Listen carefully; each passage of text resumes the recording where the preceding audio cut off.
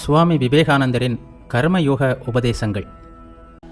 பல்வேறு வாழ்க்கை நிலைகளுக்கும் பல்வேறு வரலாற்று காலகட்டங்களுக்கும் பல்வேறு நாடுகளுக்கும் ஏற்ப கடமை என்ற கருத்தும் பல்வேறு விதமாக மாறுபடுவதை நாம் காண்கிறோம். உலகம் தழுவியதான சில நுண்கருத்துக்களை விளக்குகின்ற மற்ற சொற்களைப் போலவே கடமை என்னும் சொல்லின் பொருளையும் முழுமையாக விளக்க முடியாது. அதன் செயல்பாட்டு முறைகளையும் விளைவுகளையும் வைத்து ஓரளவுக்கு அதை புரிந்து கொள்ளலாம், அவ்வளவுதான். சில குறிப்பிட்ட காரியங்கள் நம்முன் நிகழும்போது இயல்பாகவோ அல்லது பழக்கத்தின் காரணமாகவோ ஒரு குறிப்பிட்ட வகையில் நடந்து கொள்ளும் உந்துதல் நம்மிடம் தோன்றுகிறது. இத்தகைய உந்துதல் எழுந்ததும் மனம் அந்த சூழ்நிலையை பற்றி சிந்திக்க தொடங்குகிறது.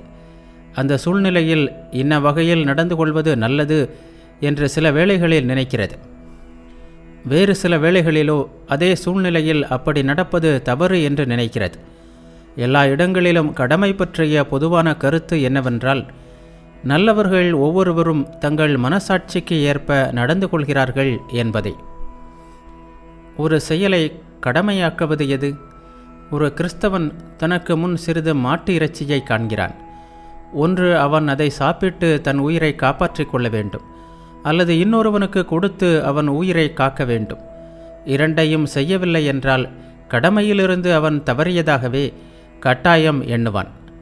ஆனால் ஓர் இந்து அதை சாப்பிட துணிந்தாலோ அல்லது மற்றொரு இந்துவுக்கு அதை கொடுத்தாலோ அவனும் தன் கடமையிலிருந்து வழுவிவிட்டதாகவே நினைப்பான்.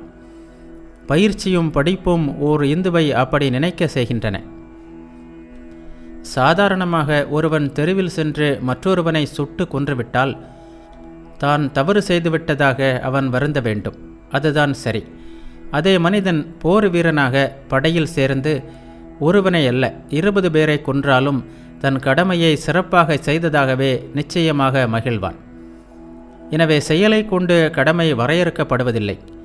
அதனால் கடமை என்பதற்கு புறசார்பான விளக்கம் தருவது என்பது இயலாத ஒன்று.